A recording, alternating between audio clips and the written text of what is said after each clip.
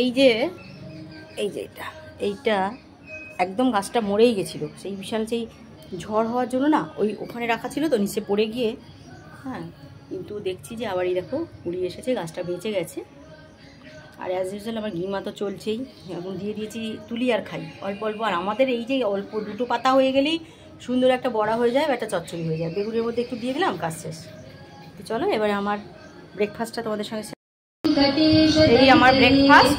আমি তার আগে 4টে খেজুর খেয়ে নিয়েছি, কাঁচা ছোলা আর খেজুর একটু খাওয়া হয়ে গেছে আমার। আর চিড়েতে নুন নিয়েছি। ঠাকুরের নকুলদানাগুলো ফেলে না, শুক্রবারেরগুলো তরকারিতে দিই, বাকি অন্যগুলো দেখো নকুলদানা আছে, একটু আম আছে আর নারকোল আছে। পরে খাওয়া হয়ে গেলে আমটা খাবো। শুভরাত্রি শুভরাত্রি শুভরাত্রি। আমি মৌ, আমি জয়তী, আমি চলে এসেছি আবার আমার মুখরোচক চ্যানেল নিয়ে তোমাদের সঙ্গে একটু গল্প করতে। আচ্ছা, এই জিনিসগুলো চেনো? এই যে এগুলোকে বলে খামালু। খামালু, অনেকে আর কি বলো জানি না, আমরা তো, আমার মোটামুটি বীরগোদায় আমার মনে আছে ঠাকুমা বলতো খামালু। তো এইটা বিমল কাকাবাবুর ঘর থেকে বিমল কাকাবাবু পাঠিয়ে দিয়েছে, তাদের বাড়িতে হয়েছিল। তো এটার সঙ্গে আলু দিয়ে একটু মাছের মাথা দিয়ে একটু করবো।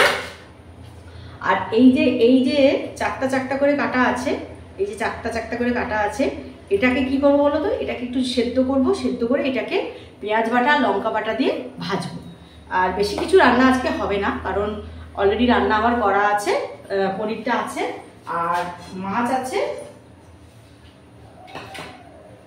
এখানে মাছ আছে। তো মোটামুটি সব মাছগুলো, দুটো মাছের দেখি যদি ইচ্ছে হয় দই মাছও করতে পারি বা মাছ ভাজা, যেটা যতটা টানবে শরীর সেভাবে করব। তো চলো আমার সঙ্গে থাকো, আমার রান্না, তোমরাও আমার সঙ্গে রান্নাটা একটু শেয়ার করো। চলো, বাই।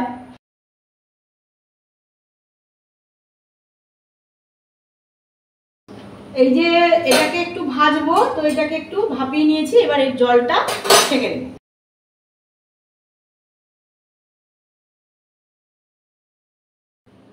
এখানে কড়াই তেল দিয়ে দিয়েছি। এই যে খামালু আর আলুটা আমি তেলে একটু ভেজে নেব। তেলে ভেজে তারপরে আমি প্রেসারে একটু ভাপিয়ে নেব। বেশি ভাপাবো না, কারণ বেশ একটু নরম তাড়াতাড়ি হয়ে গেল। মানে এইটা যখন এই গোল চাকতি করে যেটা ভাজবো ভেবেছিলাম, সেটা বেশ তাড়াতাড়ি বেশি সেদ্ধ হয়ে গেছে। তার মানে এটাকে খুব সেদ্ধ করার দরকার হবে না। আর এখানে মোটামুটি এইখানেও তেলটা আমার গরম হয়ে গেছে। এই গরম তেলের মধ্যে আমি এই যে এখানে ভাপিয়ে নিয়েছি এইগুলো এর মধ্যে দিয়ে দেবো। তারপরে এর মধ্যে নুন ছড়িয়ে দেবো আর পেঁয়াজ বাটা আর লঙ্কা বাটা এর মধ্যে আমি দিয়ে দেবো। তো চারটে আছে, চারটেখানি ভেজে নিয়ে এটা একটু ভেঙে গেছে, একটু বেশি সেদ্ধ হয়ে যাওয়ার জন্য। তো এটা হোক, ভাজা ভাজা হয়ে গেলে কী কী দিচ্ছি দেখো।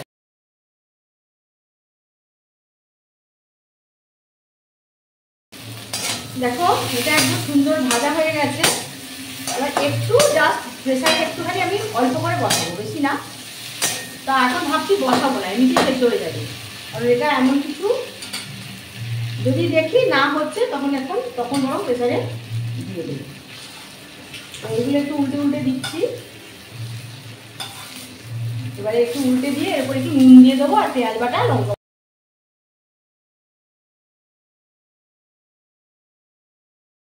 ভাবছিলাম না প্রেসারে দেবো না, কিন্তু দিলাম, কেন বা অত রিচ নিয়ে দরকার নেই, শেষকালে হবে না, শক্ত থাকলে বরাবর বিরক্ত হবে। তো এবারে যেটা দেবো, এইগুলোর ওপরে একটু একটু করে আমি পেঁয়াজ বাটা দিয়ে দিচ্ছি। একটু পেঁয়াজ বাটা দিচ্ছি, একটু রসুন পেঁয়াজ সব কিছু এর উপরে করে সাজিয়ে দিচ্ছি। আর এখানে একটু লঙ্কার বাটা, দেখো এই লঙ্কার বাটাও একটু একটু করে সবার উপরে দিয়ে দিচ্ছি। অর্থাৎ এই মশলাটা দিয়ে এটাকে আমি ভালো করে ভেজে নেব। তো মশলাগুলো এর উপরে দিয়ে দিচ্ছি। মশলাটাকে এবারে একটু একটু উল্টে দেবো, কারণ মশলাটাও তো ভাজা হতে হবে, নাহলে খেতে ভালো লাগবে না। তো এইভাবে মশলাগুলো একটু উল্টে দিলে মশলাগুলোর গায়ে লেগে থাকবে। দুর্দান্ত একটা গন্ধ বেরিয়েছে, খুব সুন্দর গন্ধ।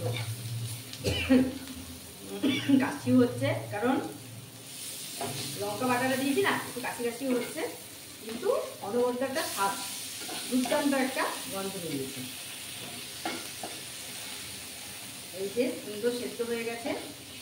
তো এই মশলা, ভাজা মশলাটার সঙ্গে এটাও ভেজে নিতে হচ্ছে। এবারে আমি যেটা দেব এর মধ্যে একটুখানি, আমি অল্প একটু চিনি ছড়িয়ে দেবো, খুব কম, জাস্ট একটা চিমটি চিনি। দেখছো কতটুকু, একটু একটু চিনি ছড়িয়ে দেবো, একটু মিষ্টি মিষ্টিও হবে। আর এই যে ভাজাটা, এই যে খামালুর এই যে চারটা চারটা ভাজাটা দিয়ে তোমার এক থালা ভাত খাওয়া যাবে, বুঝতে পেরেছো? দুর্দান্ত স্বাদ হয়। আর একটা থালা ভাত তোমার খাওয়া হয়ে যাবে। তবে অবশ্যই পেঁয়াজ আর লঙ্কাগুলো একটু ভালো করে ভেজে নেবে, কারণ নাহলে কাঁচা কাঁচা গন্ধ হলে কিন্তু ভাল লাগবে না, একটু ভেজে দিতে হবে। চলো নামিয়ে দেখো।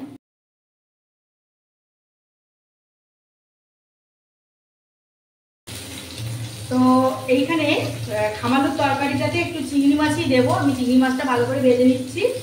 আর এখানে আজকে এখানে আমি জিরে ফোড়ন দেবো না, এটাই দেবো 5 ফোড়ন। আমি অল্প একটু 5 ফোড়ন দিলাম। এবার 5 ফোড়নটা ভাজা ভাজা হয়ে যাওয়ার পর এখানে একটু বাটনা আছে, এখানে একটু রসুন, পেঁয়াজ আর লঙ্কা বাটা, এটা আমি এর মধ্যে দিয়ে দিই।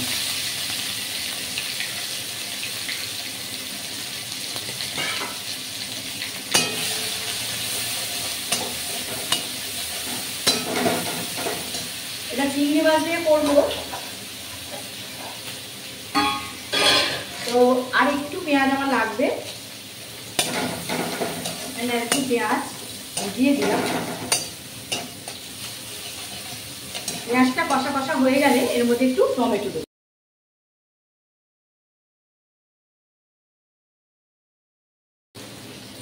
তো আমার পেঁয়াজ রসুন কষা হয়ে এসছে, তো এর মধ্যে আমি দিয়ে দিলাম একটু টমেটো কুচি।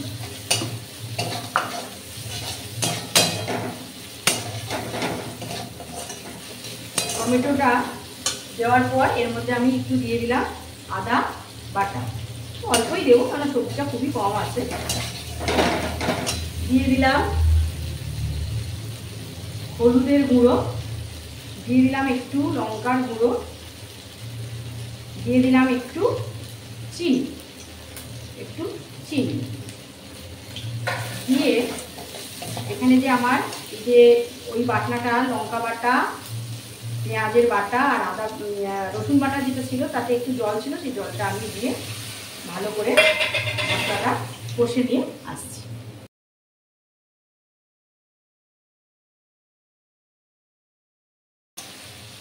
তো মশলাটা আমার কষে এই জায়গাটায় এসছে। এবার এর মধ্যে আমি যেটা দেব, এর মধ্যে একটু দিলাম কাশ্মীরি লঙ্কা, একটু বিরিয়ানি মশলা, তারপর মশলাটা কষে নেওয়ার পর আমি ভাপানো খামালুটা এর মধ্যে দিয়ে দিই।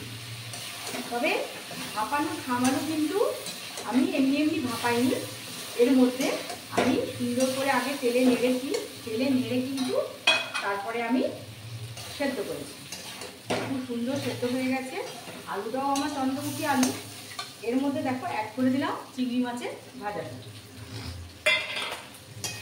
তো আরেকটু নেড়ে চেড়ে আমি তারপরে এর মধ্যে জল ঢেলে দেবো। আর এখানে ওই যে পার্শে মাছ দুটো ছিল, এই পার্শে মাছ দুটোকে খুব মরমরে করে ভেজে নেব।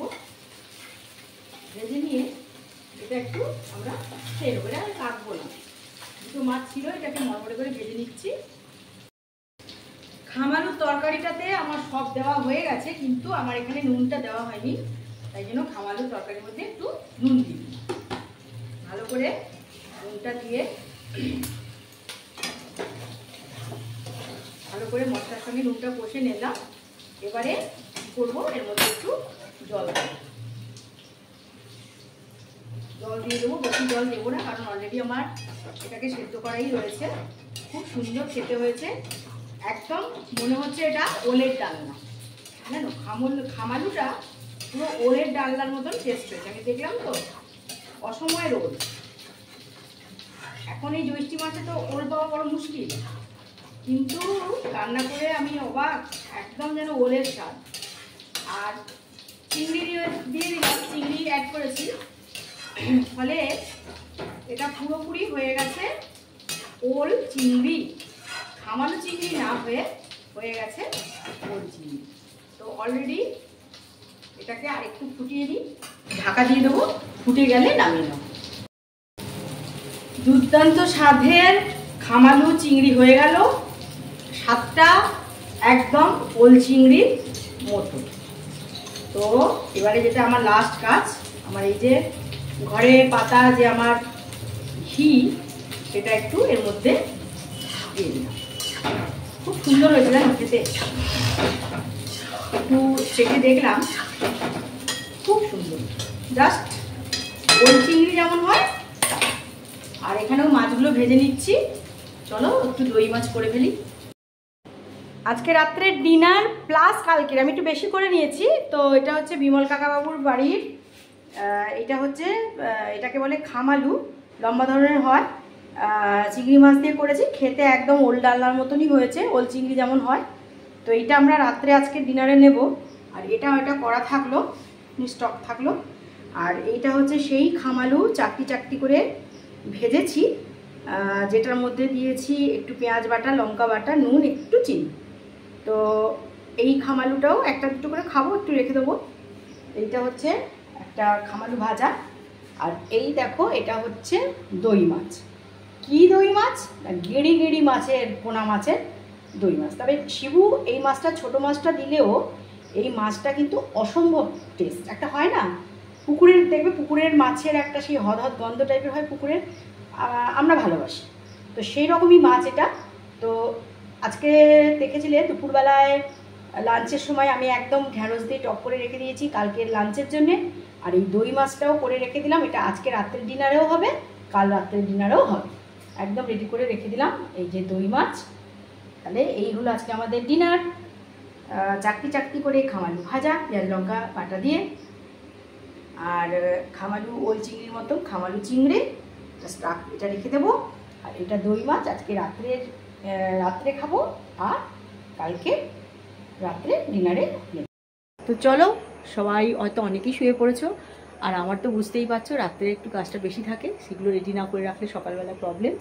তো চলো, শুভরাত্রি শুভরাত্রি শুভরাত্রি, সুন্দর একটা স্বপ্নময় রাত তোমাদের আসুক এই কামনা করি। বাই।